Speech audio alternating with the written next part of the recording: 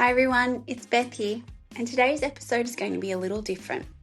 After 133 episodes of the Design Dialogues podcast, that's 85 interviews, 54 solo episodes, and 2 live events, it feels like the right moment to take a pause. When I started the Design Dialogues podcast, I wanted to create a space where interior designers could hear real conversations about running a successful studio.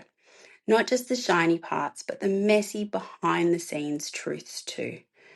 I've never really felt like I belonged in this industry, and I wanted to create a space where if anyone else didn't know who to ask or have someone that they could turn to, that at least the podcast could be somewhere they could get that information.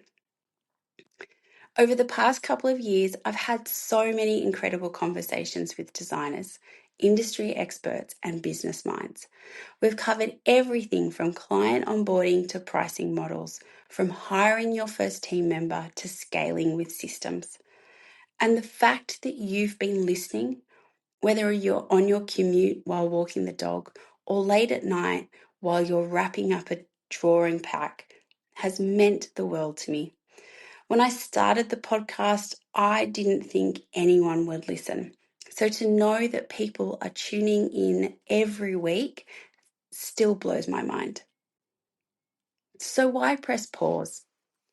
Like many of you, I wear lots of hats. Business owner, mentor, coach, friend, mum, and partner. And right now, I'm in a season of reflecting on what the next chapter of my work looks like. What do I want to build? How can I make it sure it works not just for me and my family, but for my clients? And our clients, is client work what I still want to be doing?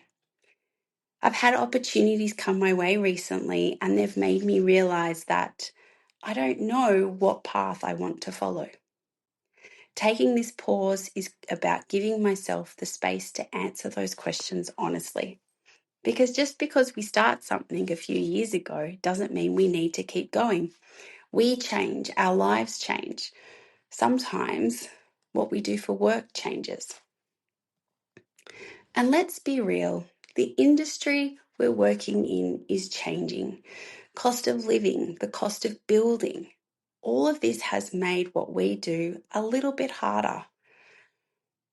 We're also living in a time where advice is everywhere. You can scroll Instagram or LinkedIn and find endless tips, whether that's business tips or it's the tips that your clients are getting. How many Facebook groups are there for renovating? You can ask AI to write you a business plan. You can access free downloads, webinars, and guides on pretty much anything. And while all of that has value, I've also seen the flip side. Sometimes people gather up all the free advice but never actually take the step to invest in themselves, their renovation, their new build, or their business. And that can make it really hard for small businesses. It's not about selling for the sake of selling. It's about recognizing that true transformation often comes when you commit, when you put skin in the game. And that's something I think as an industry we need to keep talking about. So this isn't goodbye forever. It's more of a see you later. I want to take some time to reflect on what's next for me, for my work, and where I want to go for the next few years. Maybe the Design Dialogues podcast will be back. Maybe it'll come back in a different format. Maybe it will evolve into something different altogether. I don't know yet, but that's the beauty of pausing. It gives you space to imagine. And I will be keeping the catalogue of the podcast still up so you can go back and listen to all the old episodes. Before I wrap up, I want to say thank you. Thank you to every single guest who has shared their wisdom on this podcast. Thank you to the designers who've trusted me with their stories. Thank you to the listener for showing up week after week. Podcasting is a little like talking into the void. You never know exactly who's out there listening. But the messages, the DMs, the emails, the in-person coffee catch-ups, the emails I've received over the years have reminded me how much this podcast has mattered to people. And I am deeply grateful for that. So, this is where I press pause.